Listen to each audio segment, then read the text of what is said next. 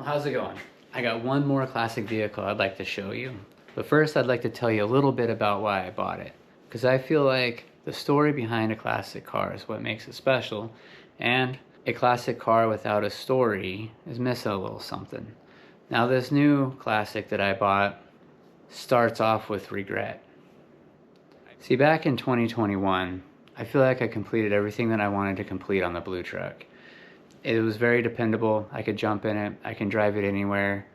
And that's what I did. I started driving it to car shows, weekend cruises, taking my wife out for coffee, taking the whole family out to dinner. It's been a big part of our family. But with that came more wear and tear, some new scratches, some chips, things like that. Because it's such a nice truck, and it was my grandfather's truck, I feel like it's my responsibility to preserve it a little bit. Now, that doesn't mean I'm going to stop driving it and things like that. I'm still going to take it to shows. I'm still going to take it out on the weekends. But I was even driving it to work sometimes during the week, just because I like driving it so much. If it was sunny outside, I was driving that truck. So this paired with the fact that my boys have grown up basically around this thing. It's been a big part. You know, I'm either working on it in the garage. If it was running and driving, we were using it. We started going to shows together. It became a big part of our family. And with that, I realized that I have two boys, and it's not like I'm selling this truck. This is a lifelong item in our family. You know, having an extra vehicle that we build a story with gives the boys the opportunity to both have something when I'm gone. So I started looking for classic vehicles in the 50s and 60s. I was specifically looking for trucks, and as close to 1960 Chevy pickup I could get, the better. Because of COVID and the extra money that was around, and it just seemed like the classic car market was really exploding. Vehicles were very hard to find at a reasonable price, and if you did find a clean one, oftentimes it would sell in a couple days, if not a couple hours. So there was a lot of times where I would find something that I liked. I would call the person, or I'd message them on Facebook Marketplace, and they would say, oh, there's someone on the way with cash. We'll call you if they don't take it, and then I would never hear from them again, and it would be sold. So in mid-2022, I ended up finding a 1960 Chevy truck, short bed, fleetside, big window. And I went and talked to the gentleman, and we negotiated price after looking over everything, and we made a deal. On the way home, I found lots of issues on the drive, but the deal was already done. The money already exchanged. The title was already signed. I found a vibration in the rear end. The brakes were about 20%. The engine overheated so bad that it was dieseling. I couldn't shut it off. I had to pop the clutch to kill it. And I'm sitting in this truck, and I just realized that it's not even drivable. Like, it's not nowhere even close. And so the first thing I do, is call the wife and explain. I flushed some of our money down the toilet. I'm like, this thing, it needs work, and I don't know what to do. And I was kind of like apologizing to her, right? Because it's her money too.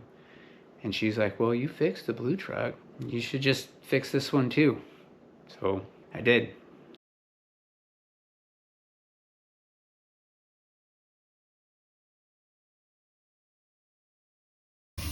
Well, as you can see, the front wheel bearings are completely trashed. I ended up having to replace both inner and outer wheel bearings on both the left and right side on the front. Re-greased them, resealed them. The tires were super old. They were a 3-digit date code, so they had to be replaced. And then when I took the rims to the tire store to have them looked at, we found out that 2 of them were bent. This is a steering rag joint. You can see that's probably where all my play is in the steering. Hopefully replacing that tightens things up. Well, I got the new one in. It's way better. And now I got a squeak.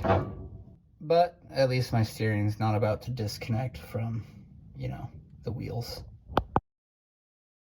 I had to make some repairs to the brackets that hold the new emergency brake cables. It was just when I started to learn how to weld. So here's a fun fact. 1960 drum brakes didn't come with adjustable hardware. However, the hardware kits from the mid-60s also fit on the front and rear of the drum brakes of a 1960. Remember this, like people in family photos, the tall shoes go in the back. I ran the wheels that originally came on the blue truck when I bought it until I could find some good quality Baby Moons and got these new Koopa Cobra tires, installed by professionals. I was pretty lucky to find this 1960 Chevy truck frame and drivetrain. It had many parts that I needed for my build, including the fan shroud, the engine to rebuild, and the transmission. The starter's not good.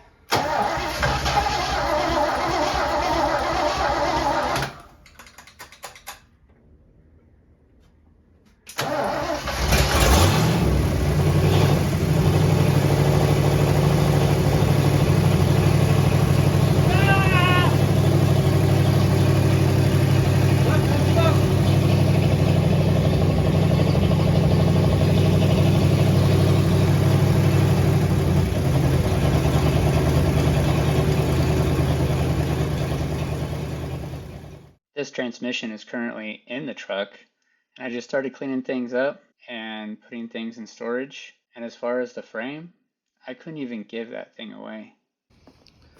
Hi-ya! Front end disassembled. The factory 17-gallon fuel tank was pretty rusted out, so I opted to pick up a brand new 21-gallon. When I bought the truck, it had a 50s truck radiator and no radiator fan shroud. But I used the parts off the chassis I purchased earlier. Alright, so this is number one. This seems to be the one that's down the most.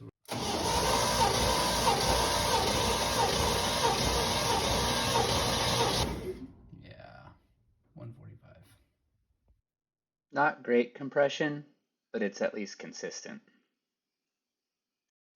The previous owner told me that this 305 came out of a 1984 Monte Carlo SS. However, when I got it home, I ran the numbers, and it turned out to be a 78 Monte Carlo that it came out of. I think what happened is the 84 Monte Carlo lost its bearings, and the harmonic balancer slid into the timing cover. They replaced the long block assembly from a 1978 Monte Carlo and then covered the timing cover with RVT to keep it from leaking out. Unfortunately, it still leaked oil and needed to be replaced. I also replaced the timing chain and chased down any kind of vacuum leaks and other oil leaks like the oil pan. I also switched out the carburetor from a divorce choke carburetor that was installed to the proper electric choke that went with the intake.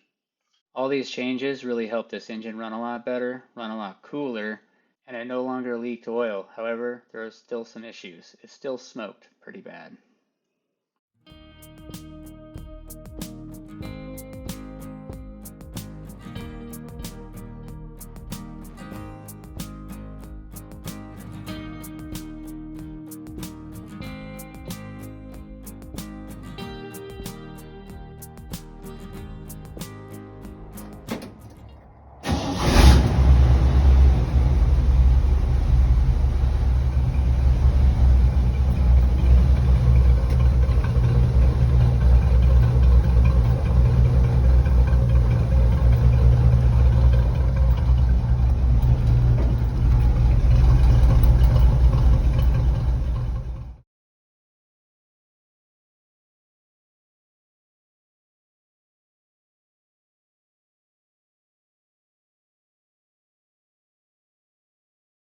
You have to support it on each end and then use dial indicator.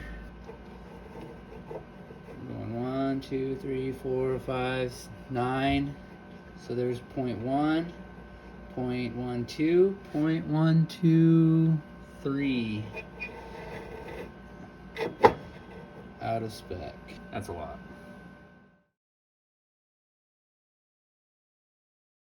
So as you can see, there's something missing.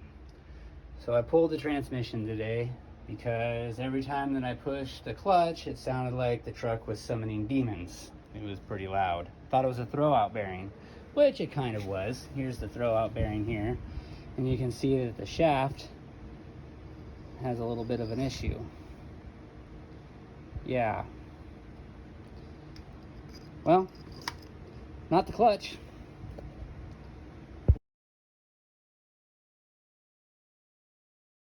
I'm guessing this truck came with a 3 on the tree and it was later converted to a 3 on the floor, like often they do, and they cut a hole in the floor and part of the cab. To fix it, I made a patch panel using my press and some steel rod to match the contour of the original bead roll. Even though this isn't perfect, this is my first patch job, and I'm okay with it. It was really good practice, and it's in a place where no one's really going to see it, and maybe later I can fix it, make it a little bit better. But for now, this worked out pretty good, and it was better than the riveted patch it had.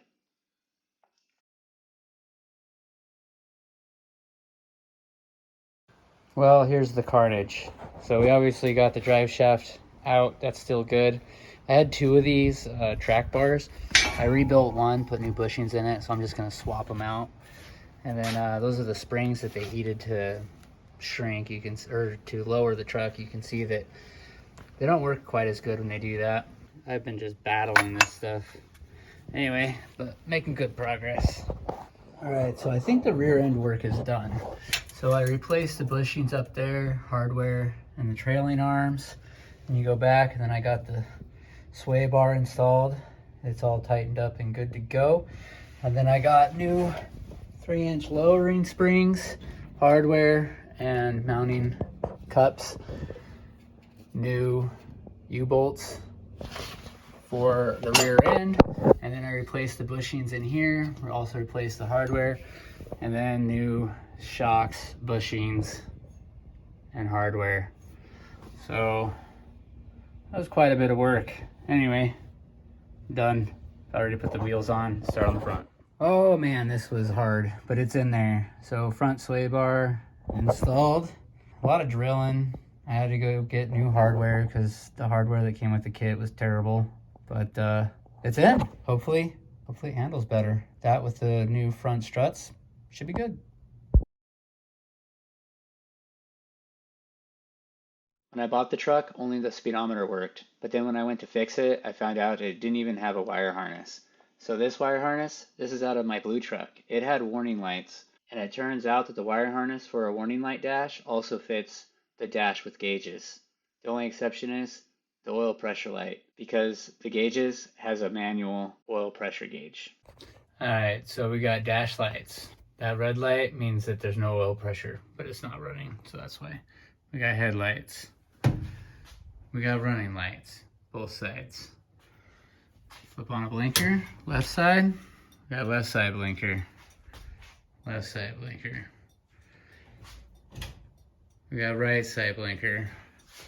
We got right side blinker. We got brights, dims, brights, dims. Oh, last thing, brakes. We got everything. Everything's working. All right, so this is it in all of its glory. This will be a big part of my channel in the future. There is a lot of work to be done to this truck still. When I bought it, it had a pretty rotten bed in it. It was a plywood bed, and it was sagging, and it was hitting the cab. And so I tore all that out, replaced it with some 3/4 boards. It's pretty solid now. At least I can drive it without it hitting the cab. The tailgate is probably the worst part of the bodywork. It is full of Bondo. I did the black letters. I also replaced the turn signals with some LEDs. Let's see here. You may notice that it has the 62 to 66 hood on it. I have sourced a 60 to 61 hood. When I bought it, it did not have a front bumper, and the bumper horns were cut off of the frame. I made some brackets, bent them into shape, and then got a bumper to bolt on the front to finish it off. More than likely, I will put a rear bumper on it also. It has a custom-made roll pan on it right now. One of the biggest issues that I have with this truck that needs to be fixed fairly soon is the interior. It has the correct seat. It has gauges for a gauge cluster instead of the warning lights, but the dash is cut up. So I have a patch panel for that to fix that. I want to put this back to factory. I want to put the old ashtray back in. I want to put the heater control there, and I want to put the radio down there. A factory radio, not a deck, not a modern deck. I want to replace the carpet. It does have a fairly clean underside. I can show you some videos of that. The top side, it's got a little bit of rust issues that we'll have to address. I plan on running the fuel tank out of fuel and starting on the interior. So this is actually a big tank. This is 21 gallons. I went with the big tank. This tank is going to end up going into the blue truck. And then I'm going to put a rear mounted tank with a filler neck that comes out right here. That's the plan. We'll see how that goes. As far as the paint, my wife hates this color. I actually don't mind it. It doesn't bother me a bit.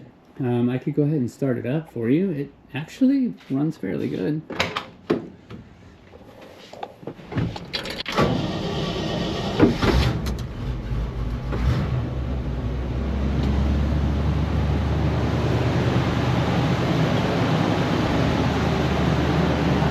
if I can do this one-handed, huh?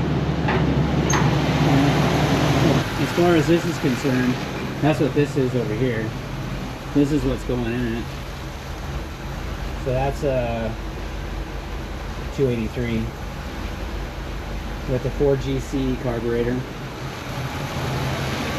I mean, it's going to be a work in progress. So the first thing I want to tackle, here, I'm going to shut it off real quick.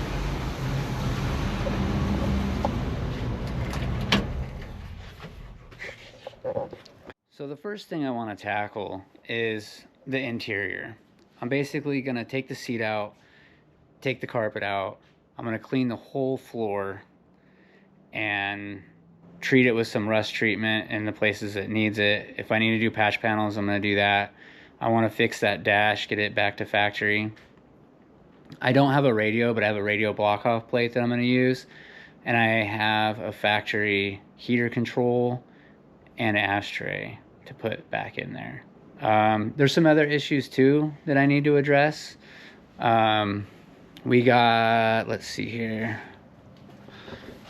So I got a little bit of rust. I don't know if you can see. Oh yeah, you can see it. There's a rust hole there. There's a rust hole there. This appears to be just surface rust, but I don't know. We'll have to clean that off and take a look at it. It may have had seat belts at one time. There's like Mondo here.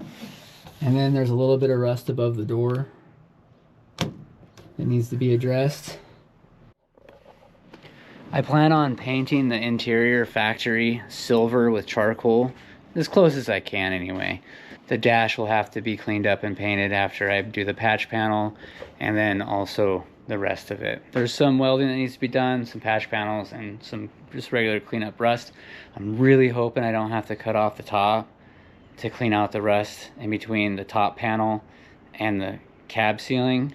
That would be a nightmare, but if that's what I gotta do, that's what I gotta do. So thank you for watching my video, and if you want to see this truck again and what I do with it, please subscribe. This is gonna be a big part of it in the future. This is what I'm gonna be working on. So you guys take care. I'm out.